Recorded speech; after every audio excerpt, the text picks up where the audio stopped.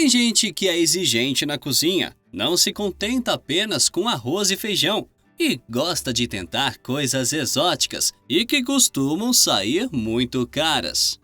Vai desde aquele bom e velho filé mignon, caviar ou trufas, como a branca de Alba, considerada um dos alimentos mais caros do mundo, já que cresce apenas no norte da Itália e pode chegar a custar até R$ 40.000. Tem gosto e bolso para tudo, não é mesmo? Só que essas comidas nem sempre se traduzem em benefícios. Mas e se eu te contasse que existe uma raiz que, apesar de muito cara, tem efeitos que são como mágica? Imagine colocar ela em uma receita e ficar renovado. Dizem que ela filtra todas as toxinas do corpo, mantém o peso e ainda previne várias doenças do coração e até mesmo o câncer. Os preços são variados, mas uma boa muda de ginseng da montanha facilmente ultrapassa os R$ 1.000. Já imaginou pagar tudo isso em um raminho para fazer chá? Mas será que ela é tão boa assim? Existe alguma comprovação sobre seu real efeito? E o que faz ela ser tão cara assim?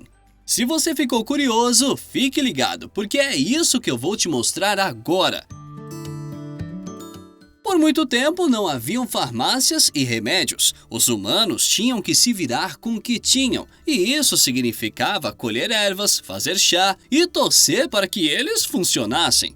Isso acontecia em muitos lugares no mundo, e até hoje você deve conhecer alguém que toma chá quando está doente, já que esse é um costume enraizado em todas as culturas. Só que para os povos asiáticos, especialmente os chineses, havia uma certa raiz que era especial. Se trata do ginseng, que é consumido há milênios por todo o leste asiático, desde o norte da Rússia até a Coreia. Existem mais de 30 tipos de ginseng no mundo, mas o especial mesmo é o ginseng fresco, extraído na região de fronteira entre a Península Coreana e o Nordeste chinês.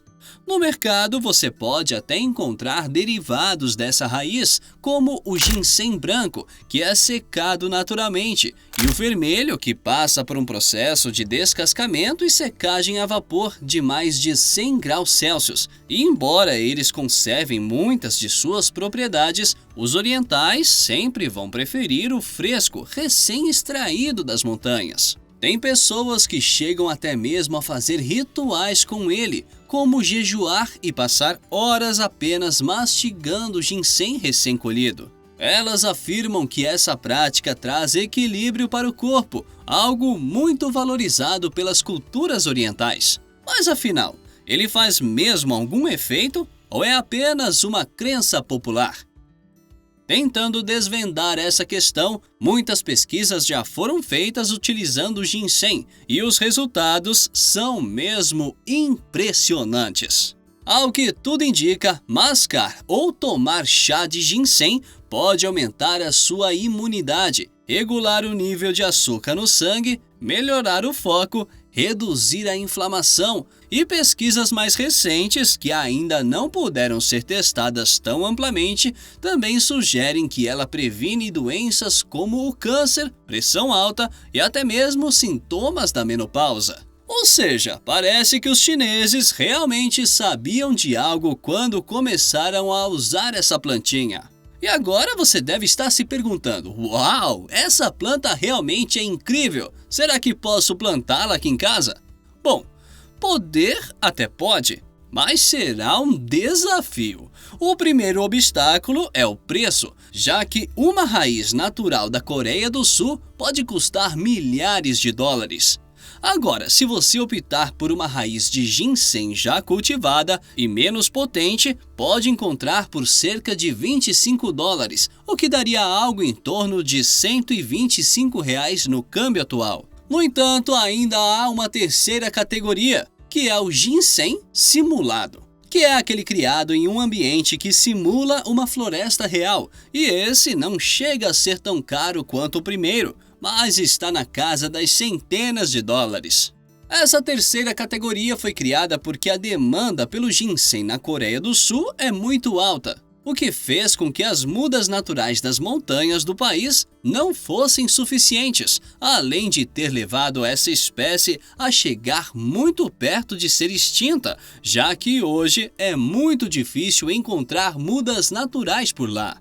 Só que mesmo assim, cultivar ginseng pode acabar não valendo a pena. Isso ocorre porque cerca de 90% das plantas não sobrevivem, mesmo recebendo cuidados diariamente. Elas são muito frágeis e delicadas, respondem às menores variações de temperatura, umidade e doenças. E mesmo que não corram o risco de serem consumidas por animais, demora 8 anos para que possam começar a ser colhidas, ou seja, são 8 anos de cuidado absoluto que pode ser perdido no menor dos erros. Mas daí para frente é só ganho, visto que raízes mais velhas têm concentrações mais altas de ginsenosídeos, o ingrediente que muitos acreditam conferir os benefícios medicinais. Portanto, quanto mais antiga, mais potente, o que se traduz também no preço. E é por isso que muitas pessoas investem nesse plantio, apesar de todos os desafios envolvidos. Atualmente, o ginseng é cultivado em várias partes do planeta, mas todas elas devem respeitar as mesmas características: ambientes úmidos e com pouca luminosidade, ou seja, o sol não pode bater diretamente. Isso faz com que a cultura seja perfeita para florestas tropicais, aquelas bem fechadas e cheias de árvores, como é o caso da floresta amazônica aqui no Brasil. Além disso, há também outras localidades com muitas culturas, como a própria Ásia e a América do Norte. Mas como fazer isso dentro de florestas não é nada viável, a produção tende a ser em pequenos bosques com pouco movimento. O ideal são terrenos curvados, como encostas e barrancos. Mas também é possível ver ginseng crescendo em ambientes planos, desde que o solo esteja com um nível de umidade adequado. Por via de regra, o indicador mais forte de que um lugar é bom para plantar ginseng é observar as plantas ao redor. Se outras especiarias conseguem florescer ali, o ginseng também irá. Só que apenas isso não basta, porque o ginseng é uma planta muito delicada e suscetível a doenças. Embora não possa crescer em um ambiente seco, quando a umidade é exagerada e o ar não circula livremente, o ginseng também começa a ficar doente. Por isso é tão difícil cultivá-lo de maneira controlada, ele é bem exigente. Para garantir que isso não aconteça, o ideal seria separar bem as mudas de ginseng, retirar todas as demais plantas das proximidades e remover quaisquer obstáculos, como galhos caídos e pedras, garantindo que cada mudinha vai receber a quantidade certa de umidade e ar. Porém, isso significa um menor aproveitamento do terreno. Complicado, não é mesmo? E tem um detalhe muito importante: a época ideal de plantio, que é entre a primavera e o verão, já que essas estações mais quentes do ano costumam também ser mais úmidas, ajudando nos primeiros meses do ginseng. Finalmente, passados entre 8 e 10 anos, chegará a primeira colheita do ginseng, que é tão delicada quanto todo o processo até aqui. É necessário que tudo seja feito de forma manual, utilizando pazinhas, matracas e facas de solo. E quem é mais experiente pode fazer até mesmo com as mãos, mas o ponto negativo é que costumam sair bem sujos de lá. O grande desafio nesta fase é saber escolher as mudas certas para a colheita. Espera que eu já vou te explicar. Embora seja uma planta difícil de agradar, se estiver tudo certo no ambiente, ela vai florescer e logo vai se multiplicar. Por isso, uma muda de ginseng plantada há 10 anos provavelmente vai estar cercada por outras mais novas, de 4, 5 ou 6 anos. Essas mais novas ainda precisam de tempo para amadurecer e, portanto, não se pode cometer o erro de mexer nelas antes da hora. Quem é mais experiente e cuida dessas plantas diariamente e por anos, já sabe exatamente qual é qual e não vai ter problemas em colher apenas aquelas que estão prontas para virarem chá. Mas calma, que ainda tem história por vir. Logo após a colheita, as raízes devem ser lavadas manualmente, com água corrente ou mangueiras, para tirar a terra e quaisquer impurezas que possam ter grudado nelas. Feito isso, é necessário deixar que sequem, mas sem exposição direta à luz do sol, porque isso pode desnaturar as propriedades naturais delas. Existem outras técnicas de secagem artificial e são elas que vão diferenciar o ginseng branco do vermelho, por exemplo. E hoje já existem secadores industriais que regulam todas as características do ambiente, como temperatura, ar e umidade, além de serem capazes de funcionar por 2 semanas inteiras de forma ininterrupta, já que esse é o tempo aproximado de secagem da raiz. E uma vez seca, ela estará pronta para ser embalada e enviada para todas as partes do mundo. Se antes ela era mastigada ou virava chá, hoje em dia já existem várias outras formas de se consumir essa raiz quase milagrosa. Como ela costuma vir em saquinhos com pequenas quantidades de raiz seca, ela pode ser adicionada às mais variadas receitas, como sucos, vitaminas e há quem até mesmo a coloque no café na hora de coar. Só que essas são as formas de manipular o ginseng em casa. Você pode procurar no mercado ou na internet e irá encontrar muitas outras formas.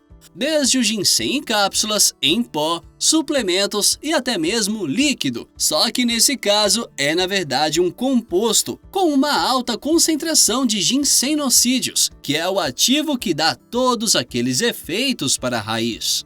Ou seja, dá para usar o ginseng de várias formas, mas será que fica muito caro importar esses derivados aqui para o Brasil? A boa notícia é que não. Não é caro porque a gente sequer precisa importar.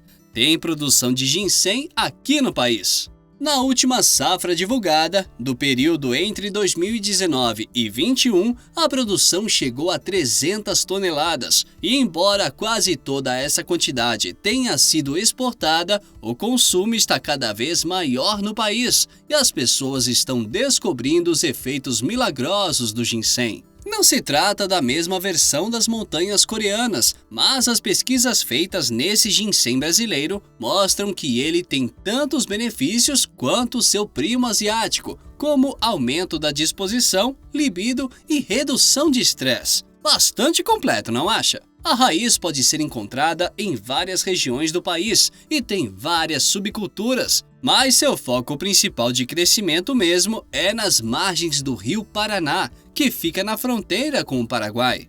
Embora tenha se popularizado somente nos últimos anos, os povos nativos da região e agricultores já fazem uso dessa raiz há muito tempo.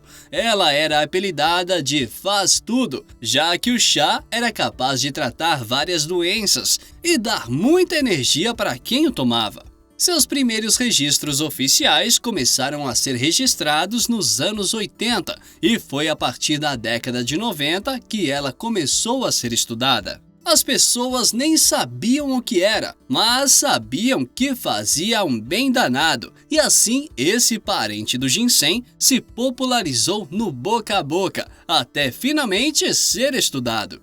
E sabe o que a variante brasileira tem de mais interessante? Ela é muito mais fácil de cultivar do que o ginseng tradicional. Por aqui, ela cresce o ano inteiro, não exige tanto cuidado e rende mais rapidamente. Isso fez com que vários países se interessassem pela muda, até mesmo a China, que tem a sua muda de milênios. Portanto, se você morar nessa região, procure bem, porque pode ter uma muda de ginseng crescendo no seu quintal. Mas me conta, o que você achou do ginseng? É uma planta impressionante, não é? Será que vale a pena investir em uma mudinha e nos seus efeitos? Me conta aqui nos comentários. Se você gostou desse vídeo, inscreva-se e ative o sininho para não perder nenhum conteúdo, porque tudo que a gente traz por aqui é inacreditável. Para você que assistiu até aqui, nosso muito obrigado e até o próximo vídeo.